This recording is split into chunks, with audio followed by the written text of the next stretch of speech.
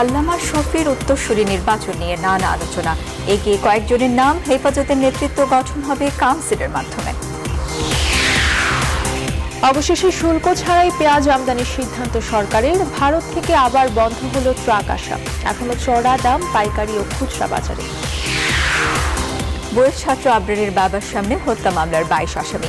অসুস্থতায় পেছালো শুনানি। রিজেন্ট সাহেবের অস্ত্র মামলার রায় 28 সেপ্টেম্বর।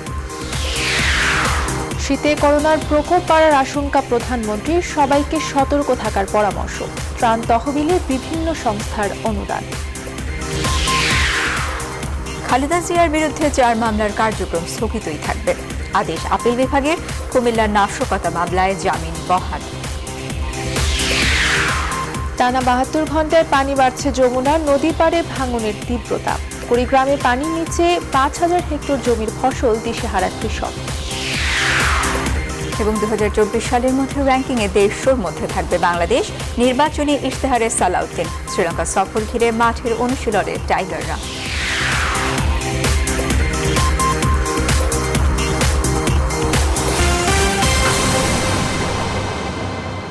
স্বাগত নিউজ 24 সন্ধ্যার সংবাদে। আপনাদের সঙ্গে আছি আমি তাসনিমে জান্নাত অর্থী এবং আমি সানজিদা ইসলাম। শিরোনাম দেখছিলেন।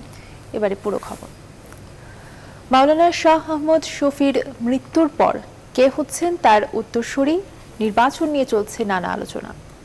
হাটহাজারী মাদ্রাসা পরিচালনায় 3 সদস্যের কমিটি হলেও শেষ পর্যন্ত কে বসছেন ওই পদে সেই উত্তর পেতে অপেক্ষা করতে হবে আরও কিছুটা সময়।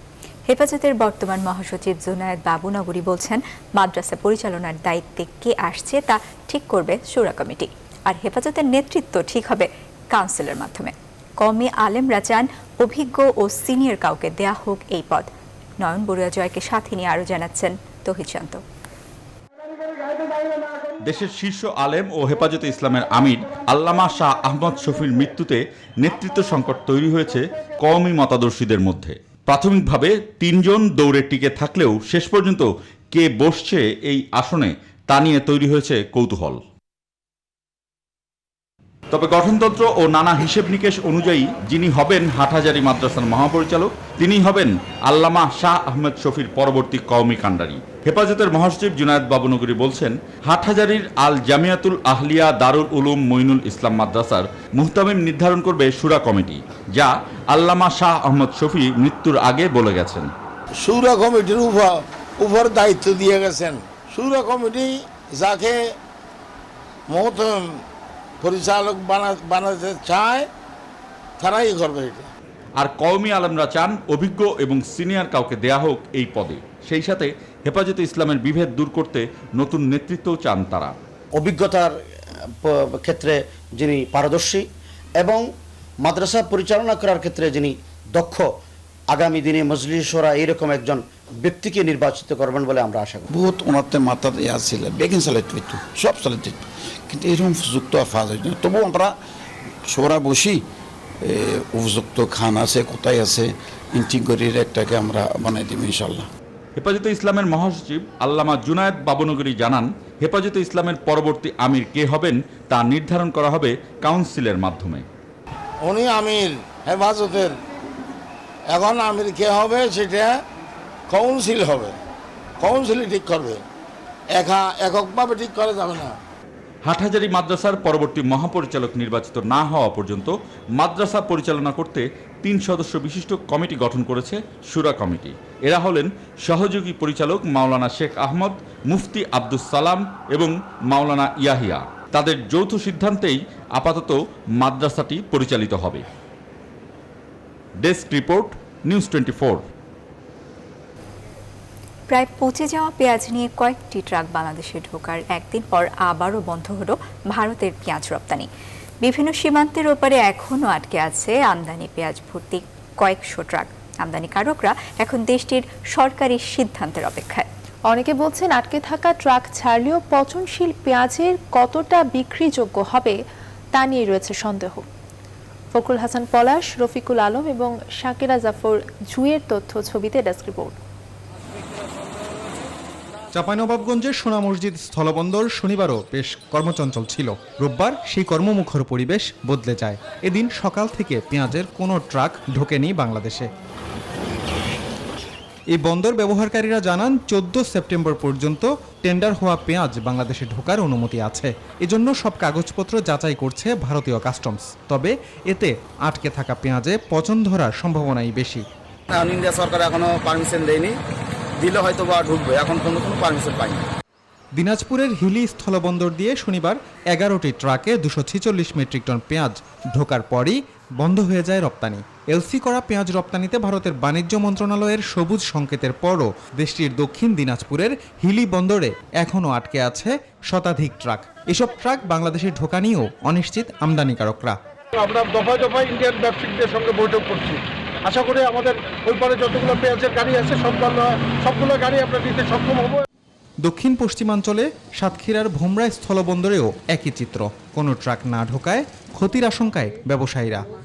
এটা হলো কাঁচামাল, রাস্তায় যে গাড়িগুলো আছে সেগুলো তো এখনো ঢুকলো না, আমরা মনে করেন অনেক ক্ষতিগ্রস্ত।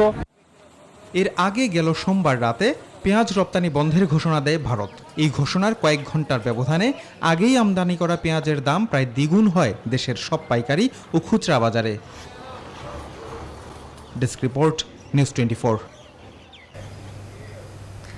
ভারত থেকে পেঁয়াজবাহী ট্রাক আসছে এমন সংবাদে বাজারে কিছুটা কমেছে দাম। রাজধানীর পাইকারি আড়তে একদিনের ব্যবধানে কেজি প্রতি আরও 5 টাকা কমেছে। রোববার কারওয়ান বাজারে ভোক্তা অধিদপ্তরের অভিযানে বাড়তি দামের অভিযোগে জরিমানা করা হয় একটি প্রতিষ্ঠানকে। যদিও অভিযানের নামে প্রশাসন হয়রানি করছে বলে অভিযোগ আড়তদারদের। অন্যদিকে পেঁয়াজ নিয়ে রাজনীতি হচ্ছে এমন অভিযোগ ক্রেতাদের। জানাচ্ছেন বাবু কামরুজ্জামান।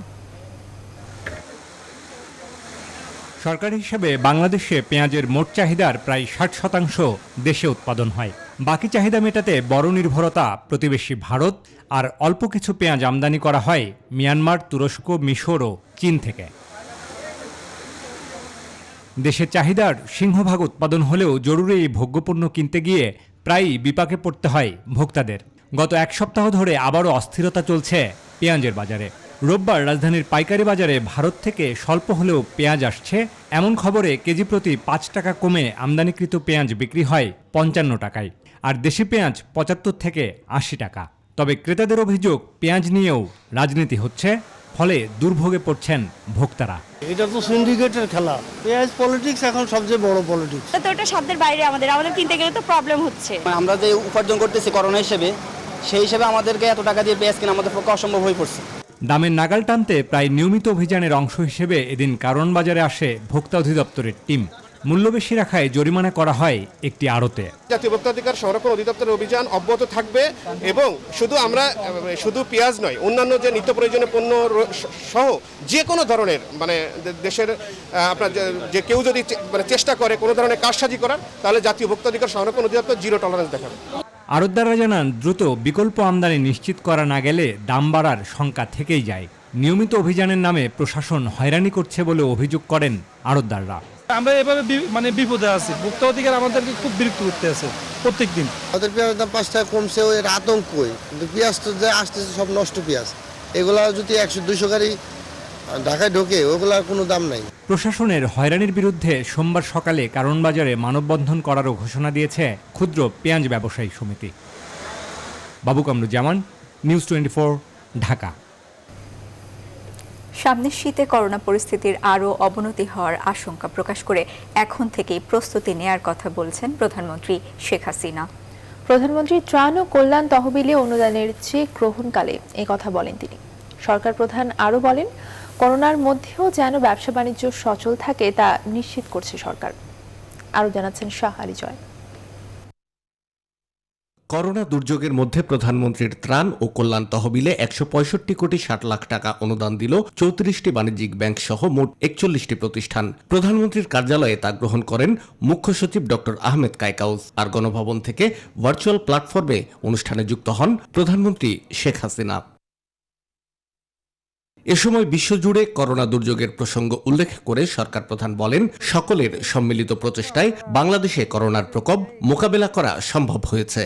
যাতে ব্যবসা বাণিজ্য আপনারা চালায় যেতে পারেন, তার জন্য যা যা করণীয় সে ব্যবস্থা আমরা কিন্তু নিয়েছি। ইতিমধ্যে বিভিন্ন প্রণোদনা দিয়েছি।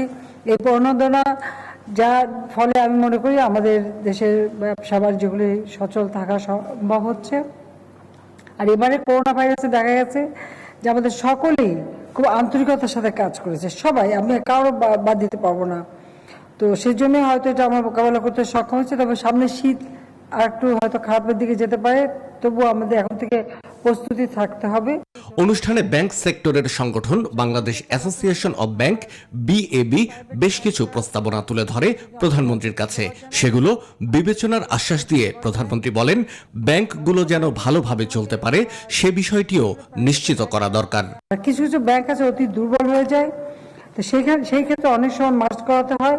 তো সেটা তো বিবেচনা করে দেখতে হবে যে কোনটা ঠিকমতো চলছে বা কোনটা চালাতে পারছে কিনা, বা সেগুলি বিবেচনা করেই করা হবে, অবিবেচনা করে কিছু করা হবে না, এটুকু ভরসা রাখবেন। প্রধানমন্ত্রী আশ্বাস দেন, ব্যাংক সেক্টরের জন্য যুক্তিসঙ্গত যে কোনো প্রস্তাবই বিবেচনা করবে সরকার। অভ্যস্ত হয়। শাহ আলী জয়, নিউজ 24, ঢাকা। 24 ঘন্টায় দেশে করোনায় আরও 26 জনের মৃত্যু হয়েছে। এ নিয়ে মোট মৃতের সংখ্যা বেড়ে দাঁড়ালো 4,939 জনে। এছাড়া নতুন করে করোনা ভাইরাস আরও 1,544 জনের দেহে শনাক্ত হয়েছে। এ নিয়ে মোট আক্রান্তের সংখ্যা বেড়ে দাঁড়ালো 3,48,916 জনে। রোববার করোনা ভাইরাস নিয়ে স্বাস্থ্য অধিদপ্তরের প্রেস বিজ্ঞপ্তিতে এসব তথ্য জানানো হয়। এ সময়ের মধ্যে সুস্থ হয়েছেন আরও 2,079 জন। এ নিয়ে মোট সুস্থ হয়েছেন 2,56,565 জন। গত 24 ঘন্টায় নমুনা পরীক্ষা হয়েছে 11,591টি।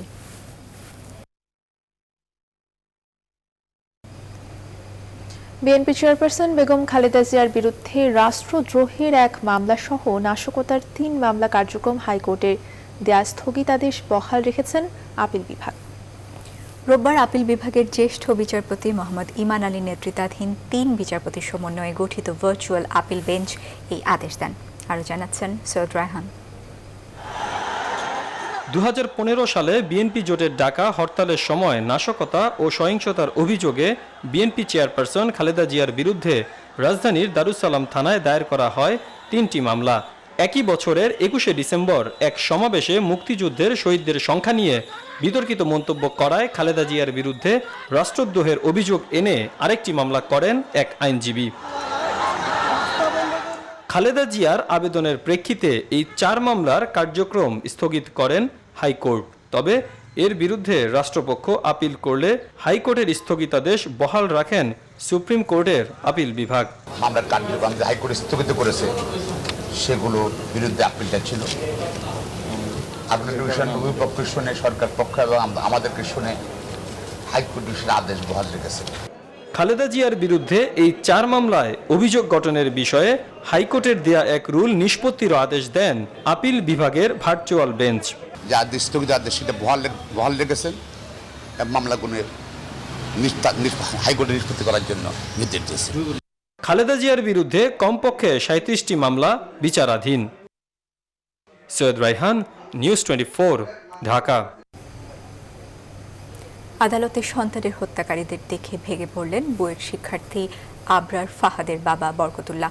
অসুস্থ শরীরে রোববার সাক্ষ্য দিতে এসেছিলেন তিনি এবং পারলেন না সাক্ষ্য দিতে। পরে রাষ্ট্রপক্ষের আবেদনের প্রেক্ষিতে আগামী 4 অক্টোবর পর্যন্ত সাক্ষ্য গ্রহণ মুলতবি করেছেন ঢাকার দ্রুত বিচার ট্রাইব্যুনাল 1। বিচারক আবু জাফর মোহাম্মদ কামরুজ্জামানের আদালতে 5 অক্টোবর থেকে 27 অক্টোবর পর্যন্ত প্রতিটি কার্যদিবসে চলবে শুনানি। মাহমুদুল হাসান জানাচ্ছেন বিস্তারিত। পিতার কাঁধে সবচেয়ে ভারী সন্তানের লাশ, আর সেই লাশ মাটির বুকে শুইয়ে দিয়ে আজও শুকোয়নি তার চোখের পানি। বলছি নির্মম হত্যাকাণ্ডের শিকার বুয়েট শিক্ষার্থী আবরারের বাবার কথা। আবরার হত্যা মামলার বাদী তিনি। রোববার ছিল তার সাক্ষ্য দেবার প্রথম দিন। আদালতে তোলা হয় সব আসামিকেই। অসুস্থ শরীর নিয়ে আদালতে আসেন আবরারের বাবা বরকতুল্লাহ।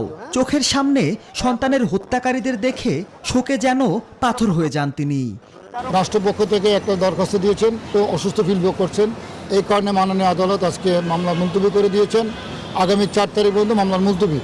পরে আদালতের বাইরে এসে সন্তানের হত্যাকারীদের দৃষ্টান্তমূলক শাস্তির দাবি জানান আবরারের বাবা। ছেলেকে যেভাবে আসামিরা পিটিয়ে হত্যা করেছে, আমি সাক্ষীর মাধ্যমে এটা যেন তার বিচার সুনিশ্চিত করে, যাতে তাদের সর্বোচ্চ শাস্তি মৃত্যুদণ্ড নিশ্চিত হয়, সেটাই আমি আশা করি। আবরার হত্যার বিচার চাইতে আসা পিতার পাশে থাকার কথা জানালো রাষ্ট্রপক্ষ। গুরুত্বপূর্ণ যিনি মামলার বাদী, যিনি সন্তান হারিয়েছেন, তিনি ন্যায় বিচারের জন্য আপনাদের সামনে এসছেন, আদালতে এসছেন। 5 থেকে 27 পর্যন্ত আমরা এটা কন্টিনিউ করব, সকল সাক্ষীর উপস্থিতিতে মামলা পরিচালনা করব। গত 6 অক্টোবর রাতে বুয়েট শিক্ষার্থী আবরারকে ডেকে নিয়ে গিয়ে নির্মমভাবে পিটিয়ে হত্যা করে বুয়েট ছাত্রলীগের কয়েকজন নেতাকর্মী। সেই মামলায় আগামী 5 অক্টোবর থেকে চলবে নিয়মিত সাক্ষ্য গ্রহণ। Mahmudul Hasan, news 24, Dhaka. Reason chairman Shahed করিমের বিরুদ্ধে অস্ত্র আইনে করা মামলার রায় ঘোষণা হবে আগামী 28 সেপ্টেম্বর। রোববার আসামি পক্ষের যুক্তি উপস্থাপন শেষে ঢাকা মহানগর দায়রা জজ কে এম ইমরুল কায়েস রায় ঘোষণার এই দিন ধার্য করেন। এদিকে শাহেদের বিরুদ্ধে 14 সাক্ষীর সাক্ষ্যে মামলাটি সন্দেহাতীতভাবে প্রমাণ করা গেছে বলে জানিয়েছে রাষ্ট্রপক্ষ। মামলাটিতে সর্বোচ্চ সাজা যাবজ্জীবন হবে শাহেদের, এমন প্রত্যাশাও তাদের। রিজেন্ট হাসপাতালের চেয়ারম্যান মোহাম্মদ শাহেদ করিম, তার বিরুদ্ধে অস্ত্র মামলায় আজকে আর্গুমেন্ট হলো। আগামী 28/9 এই মামলার রায়ের দিন ধার্য করা হয়েছে। যে মামলা যে 11 জন সাক্ষী হয়েছে, আমরা সন্দেহাতীতভাবে এই মামলাটা প্রমাণ করতে সক্ষম হয়েছি এবং আমরা আশা করব এবং এটা আমাদের দাবিও যে এই আসামির সর্বোচ্চ যে সাজা যাবজ্জীবন সেটি প্রদান করা হোক। ঘোড়াঘাট ইউএনও ওয়াহিদা খানমের ওপর হামলা মামলার আসামি রবিউল ইসলাম আদালতে 164 ধারায় স্বীকারোক্তিমূলক জবানবন্দি দিয়েছেন। রোববার সকালে কড়া নিরাপত্তার মধ্য দিয়ে আসামি রবিউল ইসলামকে আদালতে হাজির করা হয়। কোর্ট ইন্সপেক্টর ইসরায়েল হোসেন জানান, আসামি Rabiul senior judicial magistrate Ismail হোসেনের আদালতে স্বীকারোক্তিমূলক জবানবন্দি দেন। পরে তাকে কারাগারে পাঠানোর নির্দেশ দেন আদালত। এর আগে গেল বৃহস্পতিবার 6 দিনের রিমান্ড শেষে রবিউলকে আবার 3 দিনের রিমান্ডে নেয় ডিবি পুলিশ।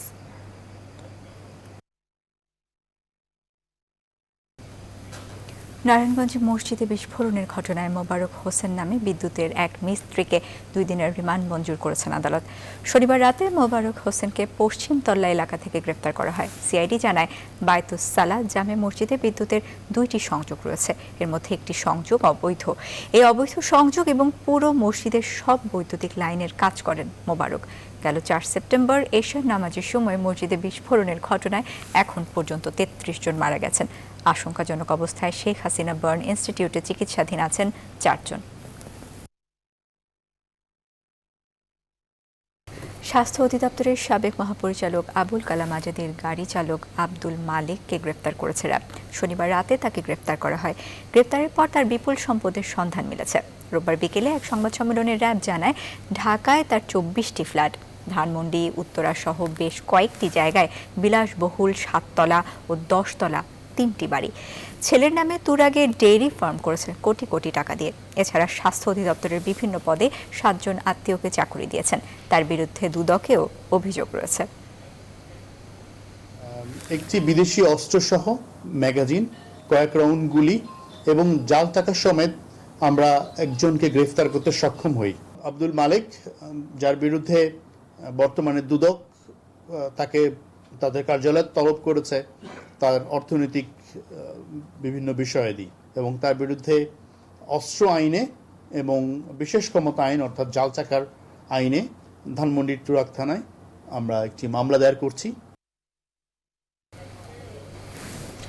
রাজধানী জুড়ে মাথার উপর ঝুলছে এলোমেলো তার, মাঝে মধ্যে ওইসব ঝুলন্ত তার ছিঁড়ে রাস্তায় পড়ে, দুর্ঘটনাও ঘটে। ঢাকা উত্তর সিটি কর্পোরেশনের নির্দেশ অনুযায়ী আগামী 2-1 মাসের মধ্যে এসব তার সরাতে হবে। তবে ইন্টারনেট ব্যবসায়ীরা বলছেন, আবাসিক এলাকাগুলোতে প্রয়োজনীয় সংখ্যক NTTN সেবা ভূগর্ভস্থ কেবল লাইন পৌঁছায়নি। ফলে আগামী 2-1 মাসের মধ্যে ভূগর্ভস্থ বিতরণ লাইনে স্থানান্তর হওয়া সম্ভব নয়। বিস্তারিত তালুকদার বিপ্লবের প্রতিবেদনে। ইন্টারনেট সেবা, cable TV operator, dish line সংযোগ এবং ল্যান্ডফোন সহ বিভিন্ন সরকারি বেসরকারি কোম্পানির এসব তার ঝুলছে বৈদ্যুতিক খুঁটির সঙ্গে। এই চিত্র রাজধানীর কাটাবন এলাকার। ঢাকা উত্তর ও দক্ষিণ সিটি কর্পোরেশনের অলিগলি চিত্র আরও ভয়াবহ। পরিচ্ছন্ন নগরী গড়তে ঝুঁকিপূর্ণভাবে ঝুলে থাকা এসব ইন্টারনেট ও ডিশ কেবল অপসারণ শুরু করে ঢাকার 2 সিটি কর্পোরেশন। নির্দেশ অনুযায়ী আগামী ডিসেম্বরের মধ্যে এসব তার সরাতে হবে। আমরা ঝুলন্ত তার কোনো অবস্থায় মেন রোডে থাকবে না। মেয়র মহোদয় ডাইরেক্ট বলে দিচ্ছে। এটা নিয়ে আমাদের মাননীয় মেয়র অলরেডি কাজ শুরু করে দিয়েছেন। ডিসেম্বরের মধ্যে তারের জঞ্জাল আর থাকবে না আমরা আশা করি। তবে ইন্টারনেট সেবাদানকারী প্রতিষ্ঠান ISBAB বলছে আবাসিক এলাকাগুলোতে প্রয়োজনীয় সংখ্যক NTTN সেবা অর্থাৎ ভূগর্ভস্থ কেবল লাইন নেই, ফলে নির্ধারিত সময়ে সহজ সমাধান হবে না। কিছু কিছু ক্ষেত্রে মোটামুটি আছে, কিছু কিছু ক্ষেত্রে একদমই আসলে কি বলে ওভারটাকে মানে বাইপাস করার মতো অবস্থায় নাই। কারণ আন্ডারগ্রাউন্ডের একটা LDP টু একটা LDP ডিস্টেন্স আপনার 1 কিলো 1.5 কিলো, এই 1 কিলো 1.5 কিলো আমরা কিভাবে ইউজারের কাছে যাব? 2-1 বছর আগ থেকে এটি FTTH নেটওয়ার্ক নামে একটি আন্ডারগ্রাউন্ডগুলো একটা নেটওয়ার্ক করবে। ঢাকা শহরে এখন পর্যন্ত কোথাও রেডি না। আমি এখনো কোনো বাসাবাড়ির কানেক্টিভিটি আন্ডারগ্রাউন্ড থেকে নিতে কোনো কোম্পানি থেকে পারি নাই। খুঁটি থেকে তারের জঞ্জাল সরিয়ে ভূগর্ভস্থ কেবল লাইনে স্থানান্তরের জন্য সরকারের কাছে আরও সময় চান ইন্টারনেট এবং কেবল টিভি অপারেটর ডিশ ব্যবসায়ীরা।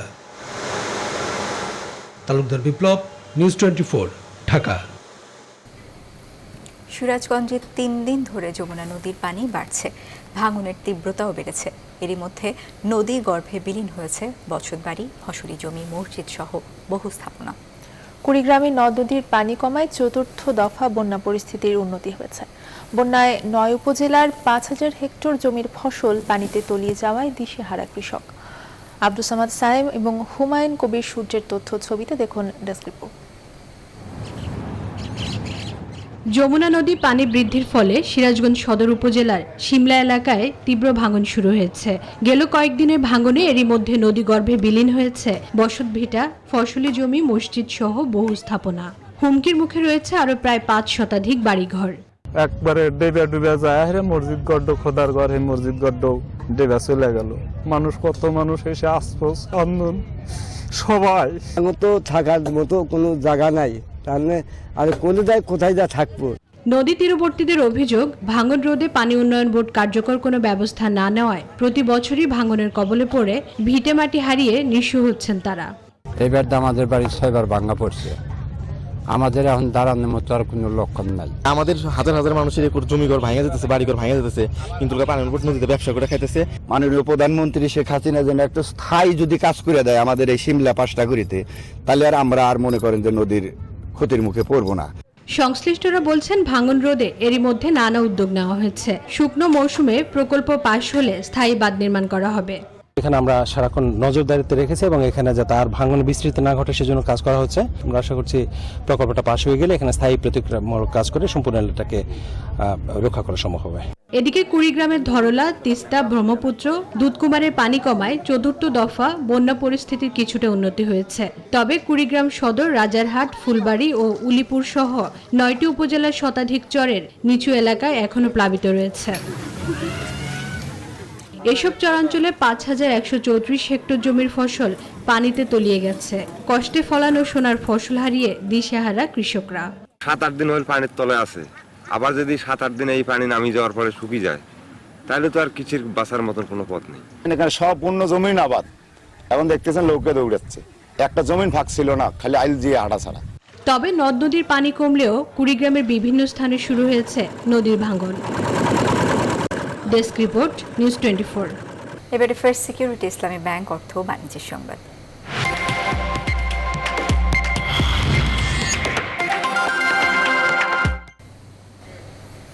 করোনার চাপ কাটিয়ে স্বাভাবিক হতে শুরু করেছে অর্থনীতি। কারখানা, অফিস কিংবা শ্রমজীবী মানুষ ফিরেছে পুরনো ব্যস্ততায়। অর্থমন্ত্রীর দাবি, কঠিন সময়ে কারখানা খুলে দেওয়ার সাহসী সিদ্ধান্ত অর্থনীতিকে গতিশীল করেছে। চলতি বছর শেষে রপ্তানি, রেমিটেন্স সব সূচকে রেকর্ড হবে বলেও আশা তার। তবে অর্থনীতিবিদরা বলছেন বেসরকারি বিনিয়োগ আর কর্মসংস্থান বাড়ানোই এখন বড় চ্যালেঞ্জ। আরও জানাচ্ছেন সুলতান আহমেদ। লম্বা বিরতির পর শ্রমিকদের ঘামে শ্রমে এমন করেই সচল আর শক্ত হতে শুরু করেছে দেশের অর্থনীতি। অনেকদিন পর কাজে ফিরে নিজেদের শতভাগ দিতে কার্পণ্য করছে না খেটে খাওয়া এই মানুষগুলো। আমরা কতটা যে কষ্টে আছিলাম, আমরা মনে হয় কলজা ফাইটা জায়গা, 3-4 মাস না খায় রইছি। বাপ মার মুখে দুগা ডাইল ভাত মনে করেন দিতে পারতাছি, নিজেরাও খাইতে পারতাছি। এখন করোনারে আমরা ডরাই না, করোনা আমগরে ডরায়। পুরোদমে উৎপাদন শুরু করেছে পোশাক সহ অন্যান্য কলকারখানা, তাতে বেগবান হচ্ছে রপ্তানি। করোনার সময় হলেও অর্থ বছরের প্রথম 2 মাসে রপ্তানি হয়েছে $687 কোটি, যা তার আগের স্বাভাবিক বছরের চেয়েও 2.17% বেশি। রেমিটেন্সও ভেঙে দিয়েছে আগের সব রেকর্ড, রিজার্ভও দাঁড়িয়েছে প্রায় $40 বিলিয়ন। ব্যবসায়ীদের সহায়তা দিতে শতভাগ সেবা দিতে শুরু করেছে ব্যাংকগুলো। তবে এখন চ্যালেঞ্জের জায়গা বিনিয়োগের গতি বাড়ানো বলছেন বিশেষজ্ঞরা। বড় বড় শিল্প কলকারখানাগুলো ইতিমধ্যেই সরকারের প্রণোদনার অর্থ বেশ খানিকটা পেয়েছেন, কিন্তু ক্ষুদ্র মাঝারি উদ্যোক্তা, বিশেষ করে একেবারে অনু উদ্যোক্তা যারা, তারা কিন্তু প্রণোদনার অর্থ সেভাবে পাননি এবং অনেকের জন্য আসলে প্রণোদনা সম্ভব না দেয়া, তারা অনানুষ্ঠানিক খাতে আছেন। সেই জায়গাগুলো কিন্তু আমাদেরকে ভাবতে হবে। তবে বছর শেষে বিনিয়োগের চ্যালেঞ্জও থাকবে না বলে মনে করেন অর্থমন্ত্রী। তার মতে সরকারের সাহসী সিদ্ধান্ত বদলে দিয়েছে পুরো প্রেক্ষাপট। আমরা বিশ্বাস করি দেশের মানুষ যেভাবে আত্মনিবেদিত হয়ে আত্মপ্রত্যয়ী হয়ে যেভাবে তারা কাজ করে যাচ্ছে, দেশের অর্থনৈতিক কাজ হচ্ছে একদিকে, পাশাপাশি আমি মনে করি যে মাননীয় প্রধানমন্ত্রী যে কাজটি করেছেন টাইমলি করেছেন। নতুন করে এই শুরুকে বলা হচ্ছে নিউ নরমাল লাইফ। মনের আনন্দে স্বাস্থ্যবিধি উপেক্ষা করেই ঘুরে বেড়াচ্ছেন সাধারণ মানুষ। ঘরের পয়সা তো থাকতে ভালো লাগে না, যে কারণে বাধ্যমূলক বাড়িতে হয়। এখনো আস্তে আস্তে মানুষ সবাই কর্মব্যস্ততায় দিন কাটাচ্ছে। বলা হয় প্রয়োজন কখনোই আইন মানে না, সাধারণ মানুষের ক্ষেত্রে তেমনটি দেখা যাচ্ছে।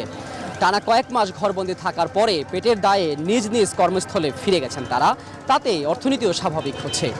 তবে উপেক্ষিত হচ্ছে স্বাস্থ্যবিধির বিষয়টি, আর তা উপেক্ষিত হলে হয়তো সামনে আরও বড় কোনো বিপদের আশঙ্কা থেকেই যায়। সুলতান আহমেদ, নিউজ 24, ঢাকা। এবারে মার্কিন নির্বাচন প্রসঙ্গ।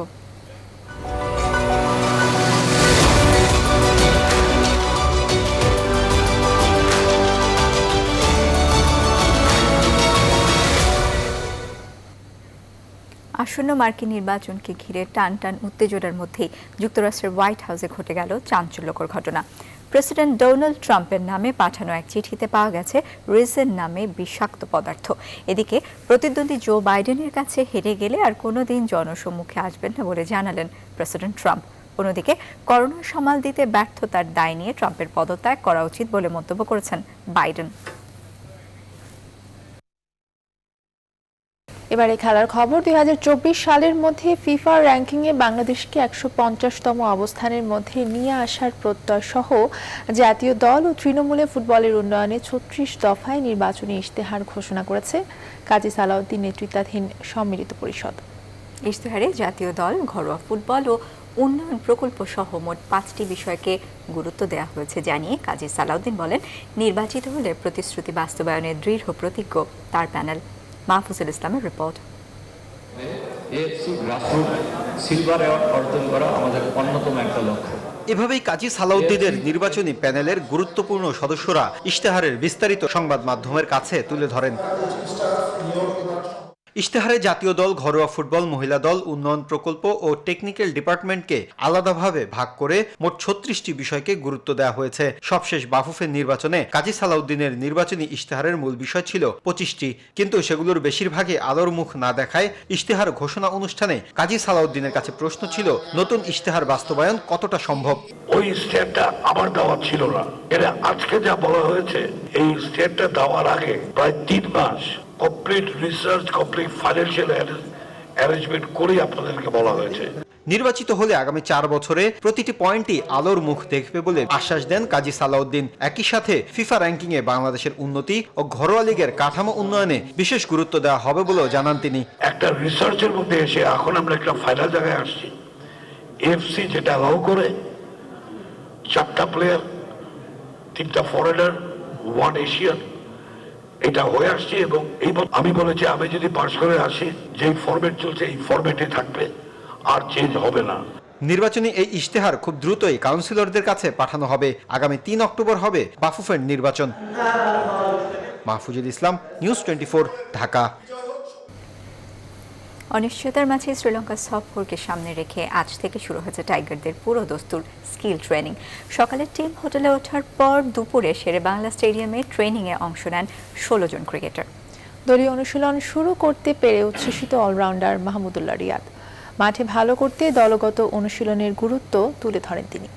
আরও জানাচ্ছেন তৌহিদুল ইসলাম। গেল কয়েকদিন ধরেই শেরেবাংলার সেন্টার উইকেটে চলছে ব্যাটিং প্র্যাকটিস, যেখানে উপস্থিত ছিলেন head coach Russell Domingo, pace bowling coach Otis Gibson. অবশেষে রোববার দুপুর থেকে শুরু হয়েছে টাইগারদের পুরো দস্তর স্কিল ট্রেনিং ক্যাম্পের জন্য 27 সদস্যের স্কোয়াড ঘোষণা করা হলেও প্রথম দিনে অংশ নেন 16 ক্রিকেটার। করোনা পরিস্থিতিতে কম বেশি ফিজিক্যাল ট্রেনিং হয়েছে সবার। অবশেষে ব্যাটিং, বোলিং আর ফিল্ডিং স্কিলের উপর কাজ করার সুযোগ মিলেছে তামিম, মমিনুল, মুশফিক, রিয়াদদের। তবে স্কিল ট্রেনিং এ ব্যাটিং কোচ বা উপদেষ্টা আর স্পিন বোলিং কোচ ছাড়াই মাঠে ঘাম ঝরিয়েছেন টাইগাররা। লকডাউনের সময় দলীয় অনুশীলন বন্ধ থাকলেও নিজের ফিটনেস নিয়ে কাজ করেছেন মাহমুদুল্লাহ রিয়াদ। আমার ফিটনেসটা চেষ্টা করেছে যেন আরও বেটার করা যায়। ট্রেডমিলে ইউজ করেছে বেশ অনেক, গাইডলাইন ছিল ফিজিও এবং ট্রেনারের, টিমের প্রোগ্রামগুলো দেওয়া হয়েছে, তো ওই জিনিসগুলো নিয়ে কাজ করেছে এবং ব্যান্ডের কাজগুলো করা হয়েছে, তো ওইগুলো কাজ করে বেশ ভালো ফল পেয়েছে। ব্যক্তিগত অনুশীলনের পাশাপাশি মাঠে ভালো করতে দলগত অনুশীলনের গুরুত্ব তুলে ধরেন তিনি। টিমমেটদের সাথে এখন কাজ করছি, এখন গ্রুপ ওয়াইজ কাজ করা হচ্ছে। টিমমেটরাও বেশ অনেক উৎফুল্ল এবং আমিও বেশ উৎফুল্ল, কারণ দিন শেষে এটা একটা টিম গেম এবং টিমের সবার সাথে মিলে যদি ট্রেনিংটা এনজয় করা যায়, ওটা আরও বেশি ইউজফুল হয় নিজের জন্য এবং টিমমেটদের জন্য। দুপুরে অনুশীলন শুরু করার আগে সকালে টিম হোটেলে উঠেছেন টাইগাররা। তৌহিদুল ইসলাম, নিউজ 24। আর এই ছিল সন্ধ্যা সংবাদের আয়োজনে। এতক্ষণ সঙ্গে থাকার জন্য সবাইকে ধন্যবাদ।